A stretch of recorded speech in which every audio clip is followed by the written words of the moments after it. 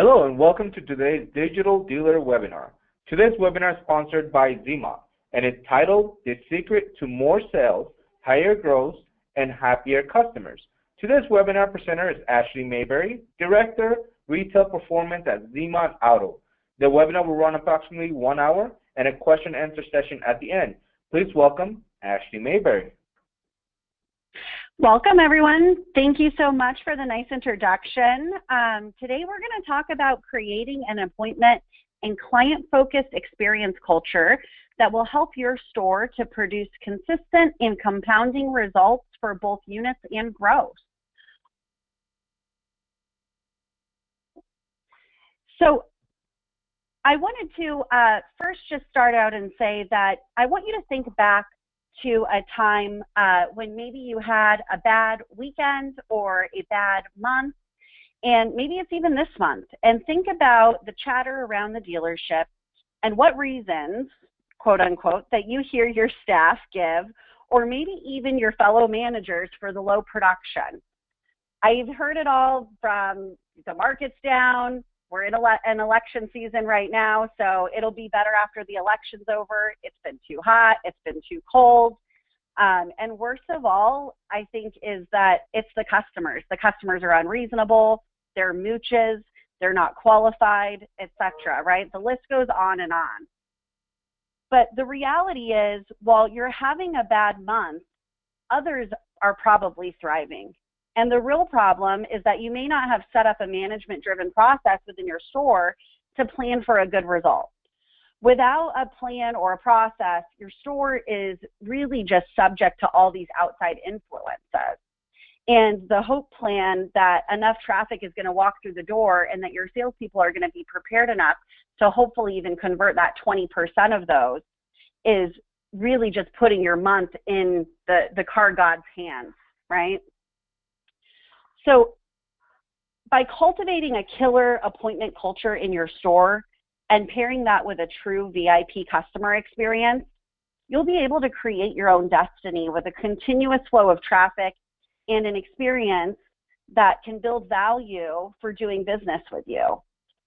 You wouldn't only sell more, but you'd make more gross and you'd have more repeat and referral clients. If we do a better job with our customers, they're more likely to refer us to their friends and family and want to come back and do business with us again.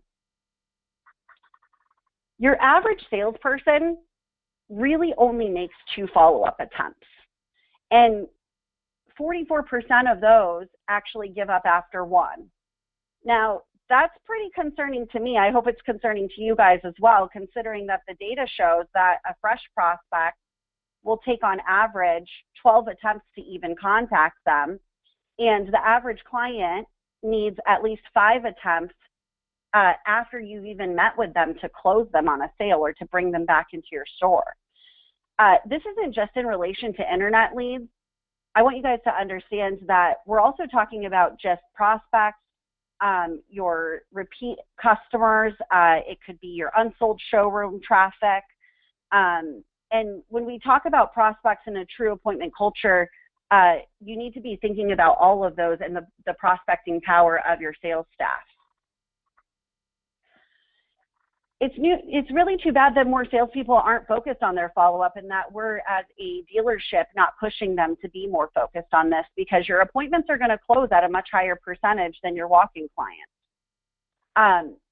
They're sitting around waiting for these people, and really they're afraid that they're going to miss somebody who's walking in, but an appointment is going to close at a minimum of 30% or more. And with a true client-focused experience, you could really see upwards of a 60% increase in those closing percentages. So let's talk a little bit about how we can accomplish this. Go to work to work. I want to tell you guys a little story that when I first started selling cars, the general manager that I worked for, he actually gave me an old beaten up CD, and I think it was probably a bootleg copy to boot, but he gave me a CD of Joe Verdi's Go to Work to Work. And there was just something about the phrase go to work that really struck me. And he says on that track that, you know, for some reason in the car business, we tend to forget what would happen if we went to work doing anything else and sat around doing nothing for 80% of the time. And that really changed my whole perspective on how I wanted to run my business as a salesperson, and how I decided to run the departments that I led as a manager later on in my career. Building a true culture of discipline and appointment setting, it really relies on three major things. You need to set up the expectations. Your people will either work to your standards or they're going to work to theirs. And really the only difference is, are you actually setting an expectation and a standard that they can rise to? And then you need to hold them accountable. You need to be measuring what you're expecting. You need to be looking at the metrics. You need to be having conversations with them. And then you really need to make sure that you're training them and setting your staff up for success. You know, the problem is that for so many years, we've really taught our sales staff just to sit around and wait, right? We tell them that they need to watch the lot, make sure that they're out front. I've heard stories where you have to stand outside where the customers pull in and it's the first person to get to the door. There's a lot of competition on the floor to be helping that customer. But while they're relying on catching as many ups as possible, they're really missing out on the productive time that they could be spending generating their own business. So one of the suggestions that I make to all of my dealers is that you need to close your floor. I know that that's not always a popular opinion, but if you have an up rotation and you set that expectation when they're not up on the floor, that they need to be in that CRM, making calls, sending out emails, sending out text messages, that we're here to work. And yes, we do need to watch the floor. We need to make sure that customers aren't opening their own doors and that they are being greeted in a timely manner and that they're not just sitting out there and waiting. The customers that come into your lot, they are very important, but you don't need your whole sales staff standing out there watching and trying to beat each other to the up. You want that to be a very inviting environment. And when you have one or two people who are watching the lot while everybody else is in the back making their phone calls and setting up appointments, it's going to be a lot less threatening for them. You're going to be able to set up a much better experience for them. And there's a lot of software programs out there that will even notify your staff when they're up next to watch the floor. They can get it by text message.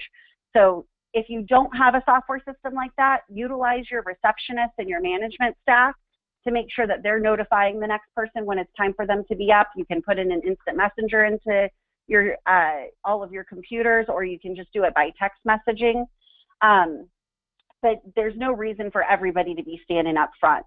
You know, when you're creating a culture in your store that cannot and will not be set by making a grand announcement, you can't say in one big meeting, all right, guys, that's it. We're all going to make appointments. And if you don't make appointments, that's it. You're going to be fired, or we're going to cut your pay. You need to make sure that you're creating manager engagement and having quick daily meetings with each salesperson to create habits that are every single day. And it's not just one big blow up and then we're just going to hold you accountable to something that we've never expected you to do before. So implementing a 1-minute manager daily will really allow you to build that type of a habit and expectation over time until it really just becomes commonplace in your store. This is a screenshot of a daily checkout report. This happens to be from DealerSocket, and we use DealerSocket in all of our Cardinale stores. If you don't have DealerSocket, most of the CRM companies will have something that's very similar to this. If you're not sure if yours does, you can feel free to reach out to me. I'm very familiar with multiple CRMs. If you don't have the ability with your CRM, we can definitely put together some type of an Excel sheet that can be very quick for you to fill out and will give you the ability to do the same type of a process with your staff, even if you're not on that type of a CRM. But what we use this for in our stores is really to set up a daily expectation with our staff. The whole purpose of this is for us to review their production from the day before and then offer any assistance on clients that maybe they need help with as a manager. You can help to save deals that way. And then we really want to set up an expectation and a game plan for them so that they can be as productive as possible for today, so that we're not looking always backwards at yesterday or last week or last month, but we're being proactive about what our expectation is for them. So you can see in this example with our dealer socket checkout that under new prospects, I can click into the phone ups and the internet leads, and I can review exactly how many people that they talked to, what the outcomes of those were. That's going to be the part of the conversation where I'm going to say, what happened with this phone up? I don't see an appointment from it. Or out of the 7, you talked to 5, but we only have 1 appointment set. What can I do to help here? Should I reach out to this client? Or if they have an objection, I can load their lips and set them up to make that phone call, right? So we're having, it's multi-purpose. Now you're having engagement where you're setting them up for a successful day. The next thing I'm going to look at is how many appointments that they set yesterday. So I can see that this particular salesperson set up 3 new appointments. They had 1 scheduled for yesterday, and they had 1 that showed up, and they sold 1 car, right? And then they had 3 appointments that they have actually created that day for the future. And I would consider that a success. In our stores, we do require our salespeople to set at least a minimum of 2 appointments a day. So this is an overachievement. The next thing is I can look at how much production that they had yesterday. How many actual phone calls did they make? How many emails did they send out? How many text messages? And I can have a conversation with the salesperson about if they are hitting the benchmarks that we have set up for them. I can also see their sales pipeline, and then down below I can see how many activities are due for them today. So this time he has 62 phone calls, emails, or appointments that are scheduled for him today. And that's where we're really going to set up that daily game plan on what my expectation is. How many of these to-dos I expect to be done in the day. I think that it's more than reasonable that he can get through the 62 of them. We do require for our internet salespeople to make 65 calls per day. So there's no reason he can't get through these. And I'm going to have that conversation with him and get his buy-in and ask him, do you think that is something that you can actually accomplish today? And is it reasonable? And get that upfront contract with them. What I'm going to do then later, middle part of the day, is I'm going to check in on that expectation. I can re-pull this report, or I can look at a couple of the key performance indicators if you don't have a report like this, and I can see, are they on track? That way we don't wait until the very end of the day to say, oh, well, we just didn't get done what we were supposed to get done. I can actually have a conversation that says, hey, you're supposed to get these 62 calls out today, and we're sitting at noon, and you've only done 10. We need to recalibrate what we're doing. And as a manager, you should know what's going on in the store. So if he's been with a client, maybe you understand that he hasn't made those calls. But if you see that he's, smoking and joking outside and he's only got 10 calls out, we can have that conversation to recalibrate that salesperson and get them back on a path where they're going to be productive, and we can salvage as much of the day as possible. And then I make them check out with me at the end of the day and take another look at this. And that's really where, if you have a great relationship with your people, they don't want to disappoint you. So if at the beginning of the day, we committed to 62 tasks being completed and having 2 appointments set, and however many sold cars, if they had an appointment today, maybe we expect that car is going to get sold. At the end of the day, we're going to have a conversation about, did we actually accomplish what we set out to accomplish? And if not, what happened and what derailed us, and how do we prevent that from happening tomorrow? It's okay that we don't always accomplish what we set out to do. I don't think that anybody's perfect, myself included. So that happens, but we want to identify why it didn't happen and then see what we can do the next day and the next day to get better so that we don't have the same problems over and over again. You also need to hold yourself accountable as well as the staff. And, oftentimes when I'm talking to stores, I go all across the country and go into dealers and have conversations with managers. One thing that I hear over and over again is they tell me that their salespeople have no one to call, or they have not enough work to do. They've done everything. They don't have anybody to call. It's unreasonable to expect them to make this many phone calls or to send this many emails because there's just not that many working prospects. And usually I dig into their CRM and show them where all of these customers are sitting and how much work that we really do have to do. Most stores, there's never a lack of prospects that we can be contacting. Now, granted, not all of those people were in your store yesterday. Some of them are a little bit colder than others, but there's really no reason that we shouldn't be prospecting to all of the clients in the CRM. So you need to ask yourself, do you know what's in your CRM? Because if you don't look, you'll believe anything. If your salespeople know more about what's going on in the CRM than you do, then whenever they give you an excuse, there's no way to combat that. You're just going to take their word for it. So you need to be in your CRM daily, and you need to know what type of clients and how many there are for each salesperson. You need to set up your goals and set up your goals and measure your expected metrics daily and monthly, right? So we need to be telling our salespeople, how many outbound attempts do I expect you to make in a day?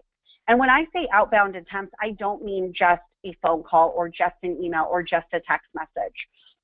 One thing that I strongly believe in is a completed outbound attempt, which means I tried every possible form of communication that I have to contact this client. So if I have a customer up, I'm going to call them on every phone number that's available.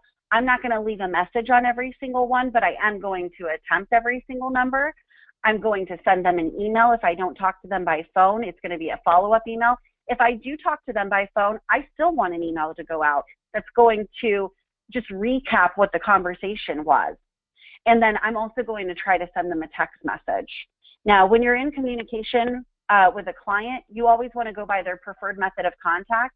But when you're calling somebody on a cold prospect or an internet lead, you really do need to be trying all of those different methods. It's not enough to just send out an email and that's it, or just make a phone call and leave a message and not follow up with an email. So make sure that you're making that clear to them and know how many outbound attempts you actually expect them to make every day. What I would suggest is if you don't know the answer to that, and if you don't know where they're at right now, that's the first place to start. Find out where your staff is at. If it's 5, it's 5. If it's 20, it's 20. And then ask them to incrementally raise that bar. If your staff is right now making an average of 5 outbound attempts, you can't ask them to do 60.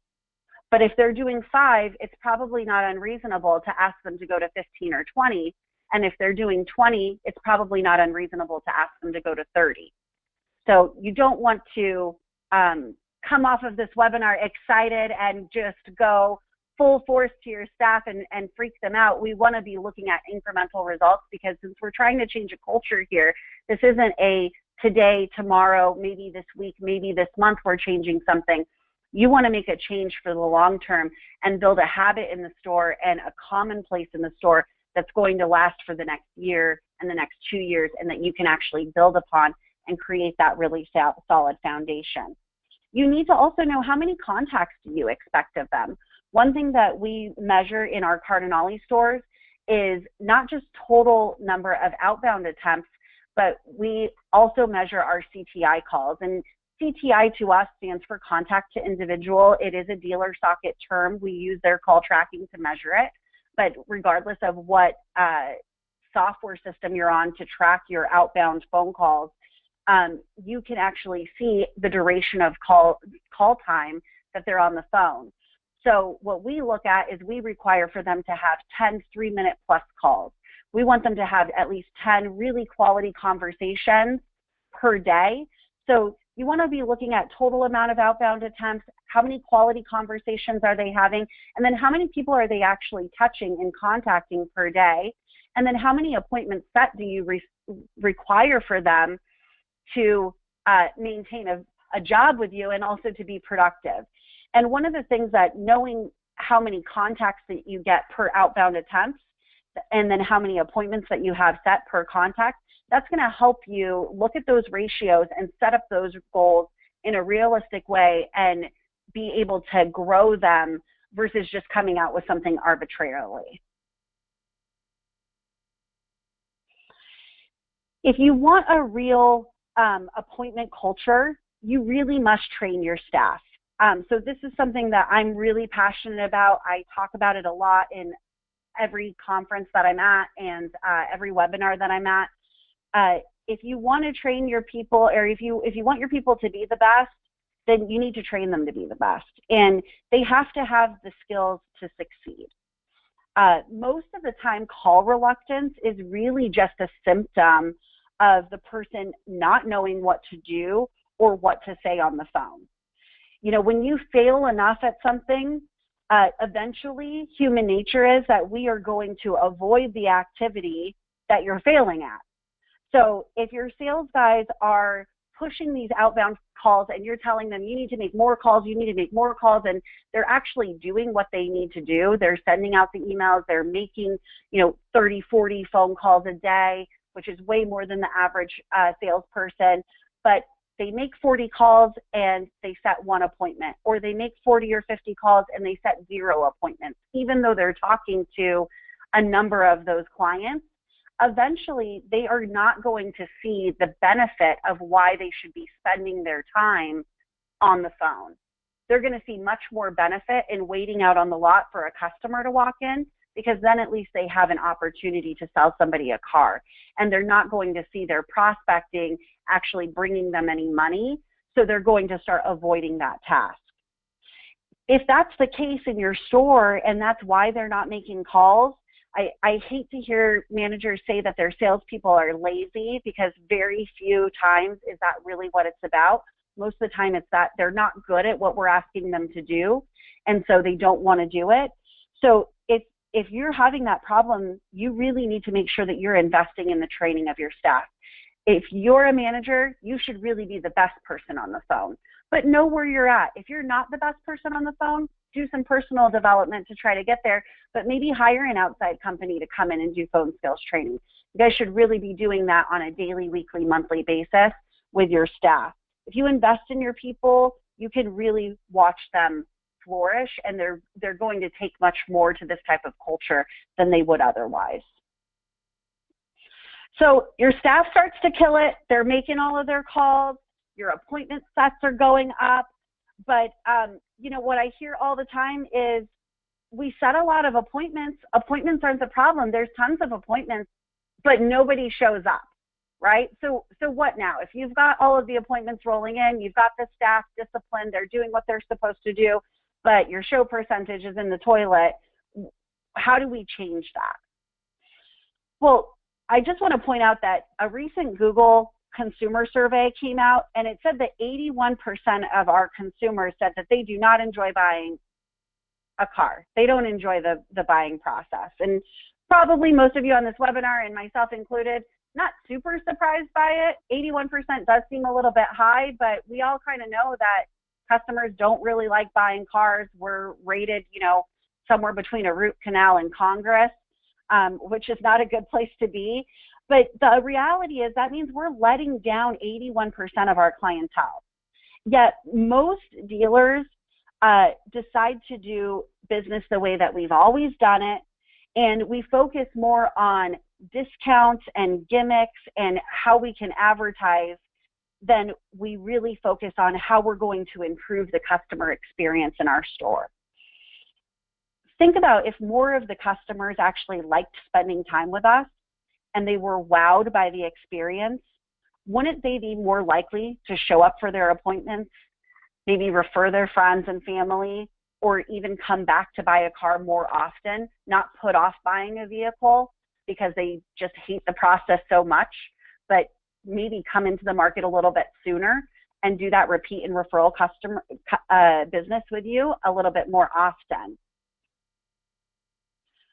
Creating a VIP appointment process in your store will really be the first step in changing that perception, changing that 81%, and creating that kind of wow experience that you really want to have in your store. Right now, everything's about experiential retail.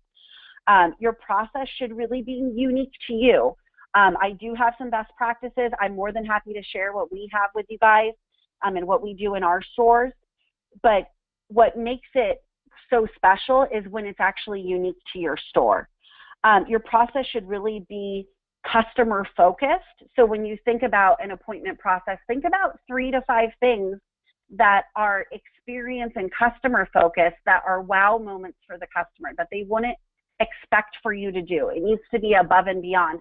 And keep in mind, if you're setting up a process like this, you need to be reevaluating it every quarter, because what happens is what becomes commonplace to a customer is no longer something that's really of value, or it's not an over and above and beyond.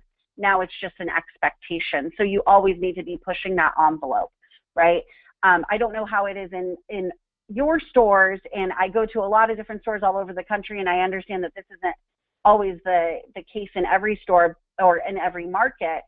But I can tell you, in the Southern California market where I come from, free car washes for the life of the vehicle is something that almost every single dealer offers.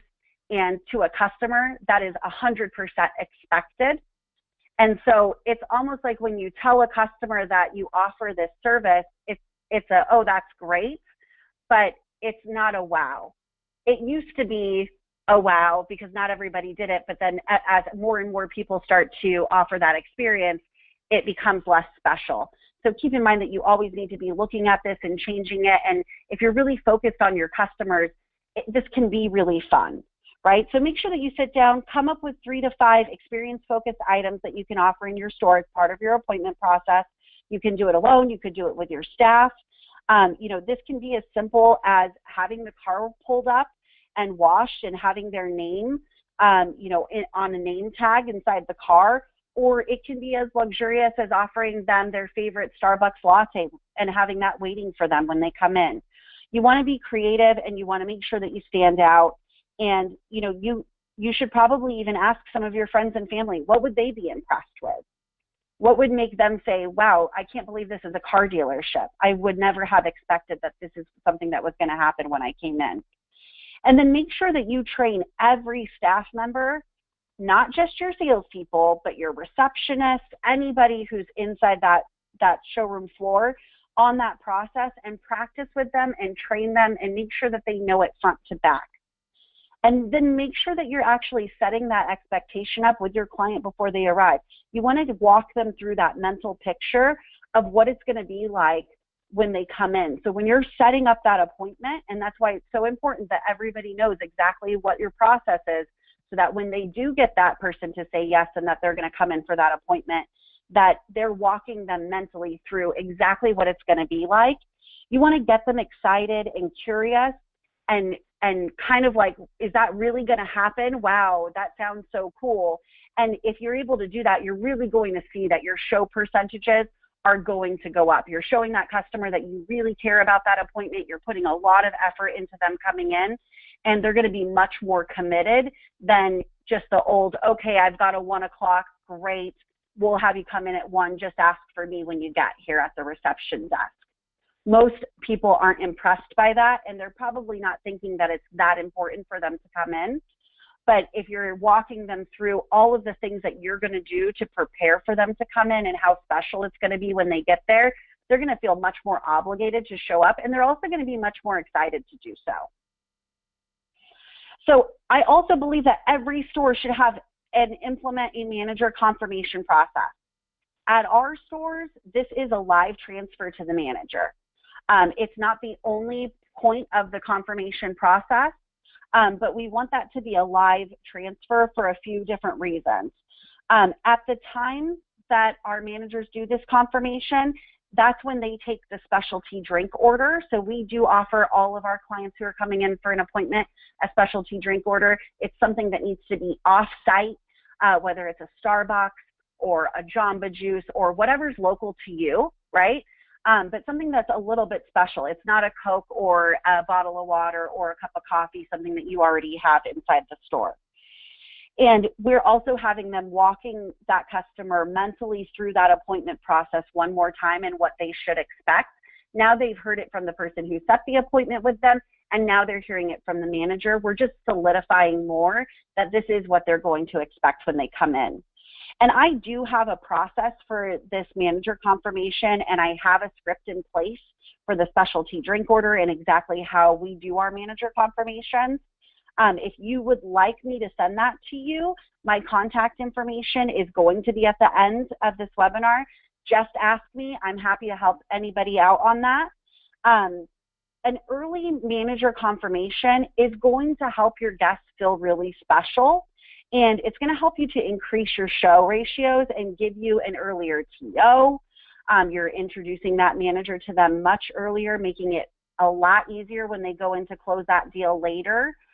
So it's just that same concept from the floor, right? If you do an early TO and greet them and as a manager meet that customer before we're getting in the box and before we're talking about price, when you come in for that close later or for that bump on the payment, it's going to be a much smoother process.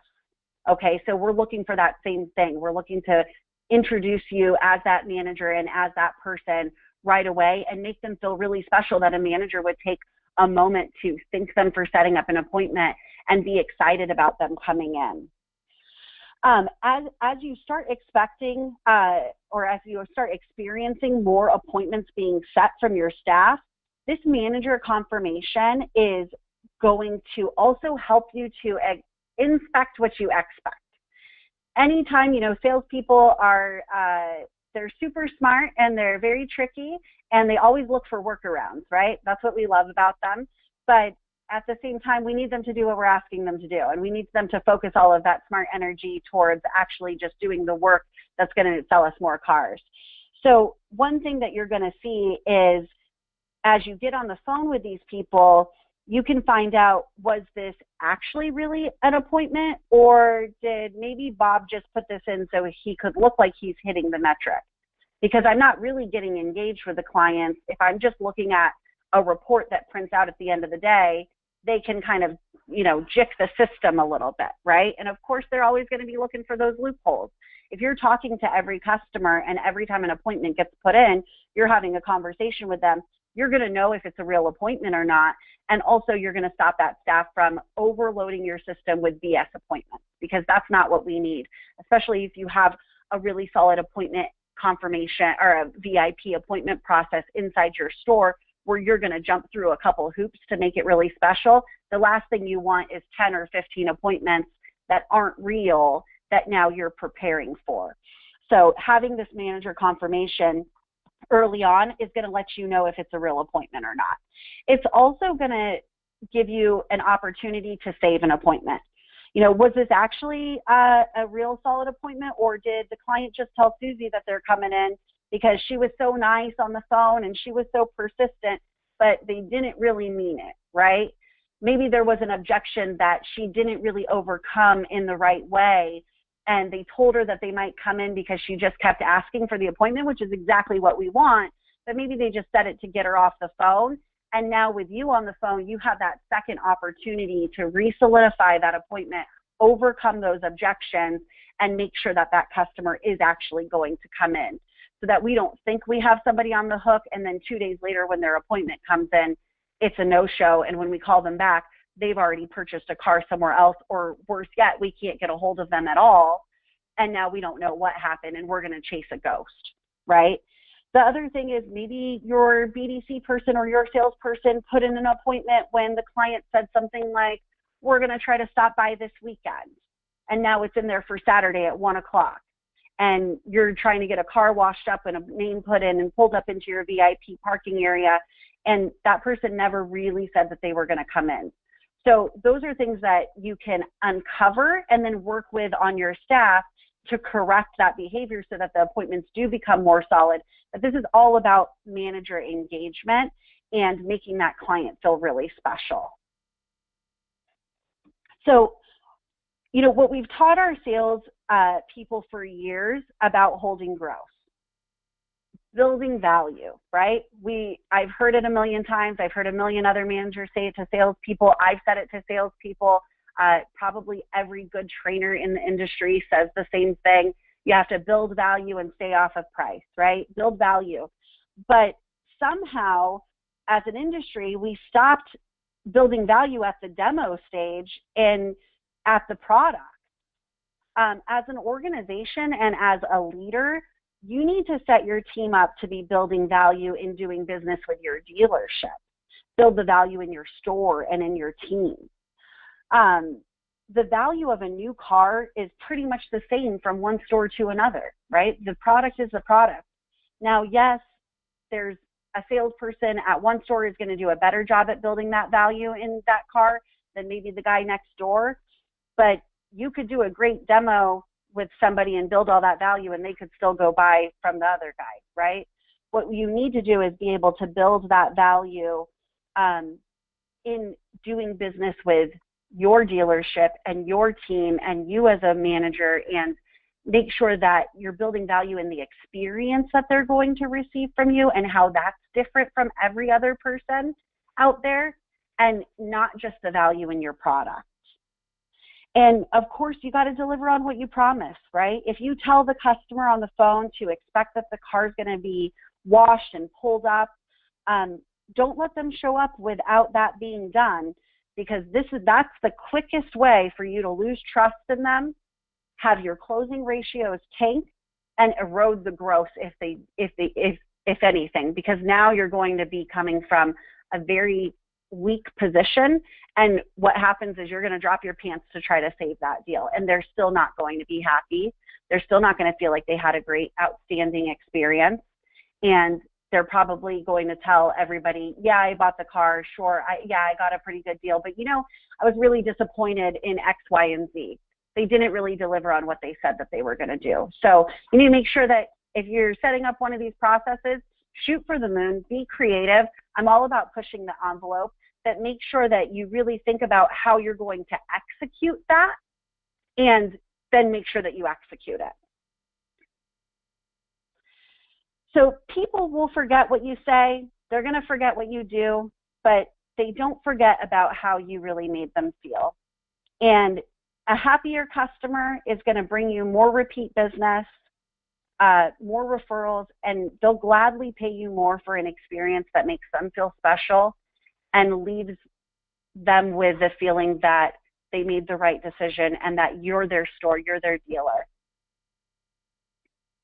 And I just want to thank you guys for joining me. I think it was probably a little bit short on time, but I want to open it up for any questions. And also, if anybody would like to reach out to me, my contact information is on the screen. I would love to connect with any of you guys socially. So, you know, please find me on Facebook, on LinkedIn, on Twitter. I'm always active on all social media, and I love to make new friends. And with that, I'll turn it over to any questions. Okay, that was some great information. We're now in the question and answer portion of the webinar. Like Ashley said, please feel free to submit your question box to the question box on the right. Ashley, we have some great questions coming in. We have one, the first one coming in is, my BDC and floor sales department don't work well together. How do I fix that? Well, one of the problems I think that happens with a BDC and a sales department, and having run a BDC for a number of years, this is definitely something that was a challenge in our store and that we came across. A big part of that is the disconnect between the two departments. A lot of times the sales departments don't understand what the purpose of the BDC is. Yes, they get set appointments, but they don't understand really how that is done or what they're trying to say on the phone. I think that a big problem is that we don't make our salespeople privy to the word tracks that we're using in the in the BDC department, or how we're bringing people in, or what we're promising them when we set them up for an appointment. And so if you're a salesperson, I can sympathize with you when you take a customer and it's not exactly how it should be, or you don't know why something was said on the phone. And that can be very frustrating. It can throw you off, and then you might feel like that's why you didn't sell a car. On the same side, on your BDC side, they sometimes feel like, I brought this person in and they were so excited and they believe that it's a sale and they're so excited that they're bringing this person in, and then they feel like that the sales department let them down and didn't make that deal, and they don't always understand why. And so I think that the biggest thing is really getting a common ground between your BDC and your sales staff and having them understand the job requirements for both and what the challenges are. And one way that you can do that is by having your salespeople sit and work inside your BDC and sit and work inside your BDC training. So I used to have salespeople on a rotational basis. They didn't have to be in the training every week or every day, but at least once a week, at least once a month, they did need to come into my training and listen to the phone skills training that we were doing with the BDC staff and sit in on some of our meetings so that they could see where we were coming from on our side and what types of things that we're saying to people and making sure that that open line of communication. And then on the flip side, I had my BDC people shadow some of our salespeople so that they could see what it's like to sell a car and understand what happens when that person comes in. A lot of times when we hire a BDC person, we just put them into that position and we only train them to just do that job. And sometimes we don't even do a good job at training them to do that job. What you really want to do is make sure that they understand all of the different functions of the dealership. And I mean, honestly, it's not just creating that bonding between them and having them work better together and creating those personal relationships, right? Because when you know the sales person or you know that BDC person and you have that personal relationship with them, you're a lot more understanding. You want to help each other out. You're going to work better together as a team. So doing a lot of that team building. But not only are you going to fix that problem, but that BDC person, if they're shadowing one of your salespeople and they find that job to be exciting and to be interesting and they're learning and they're getting better, it's only going to make them better at their job. But then that's your next person to go onto your floor or go into your internet department. And you can grow a lot of people out of your BDC into your sales floor and have people who are really trained well on the phone, know how to do follow-up, are not afraid to sit for hours and make calls and send emails and do all of that, but then also have learned from you and from your staff exactly how you want them to sell cars. And that's going to help you with retention, and it's going to help you with filling in on holes when you need to grow or when you've lost somebody on your staffing on your floor without having to reactive hire some guy from another store that might have bad habits or you don't know him. Wouldn't you rather develop somebody into your department?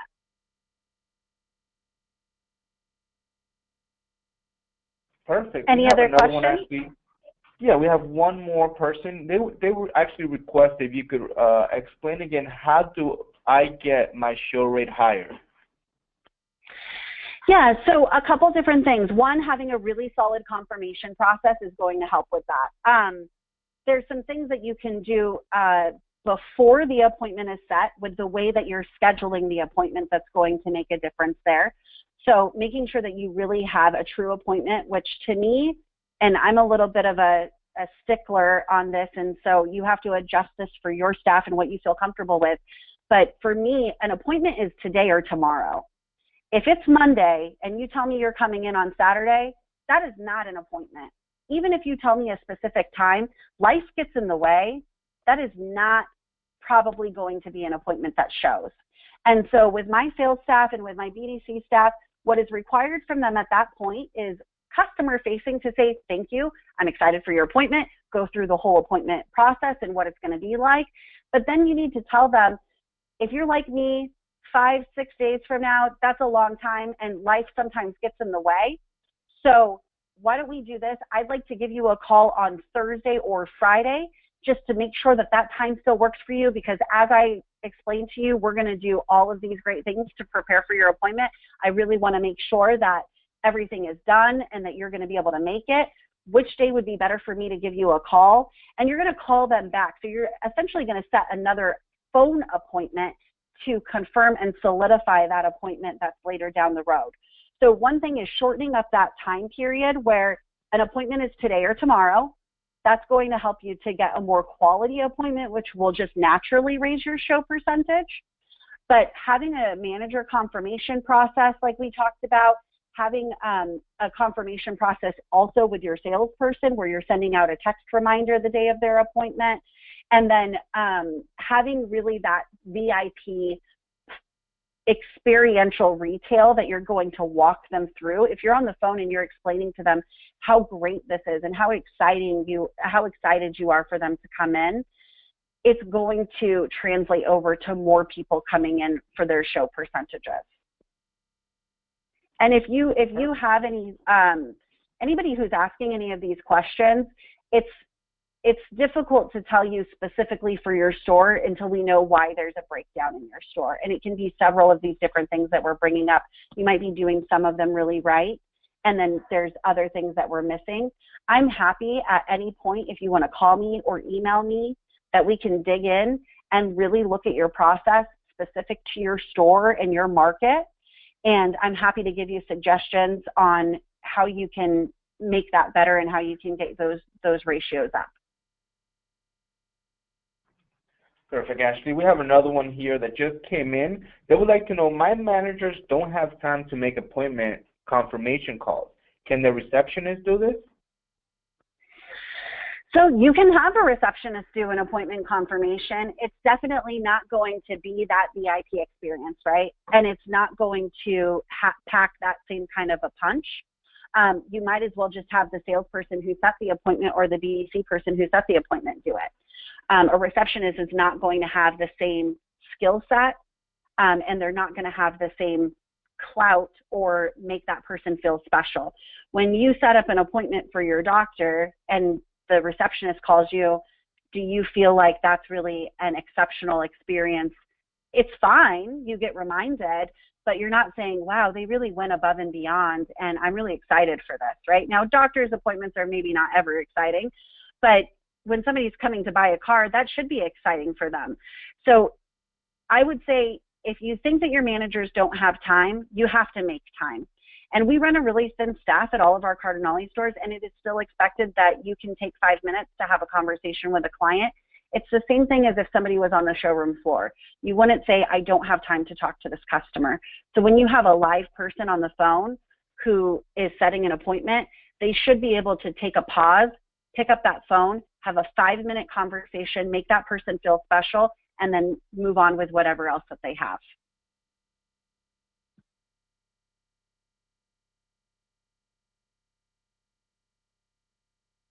Perfect. We have one more question here. Shouldn't we just open a BDC to make appointments?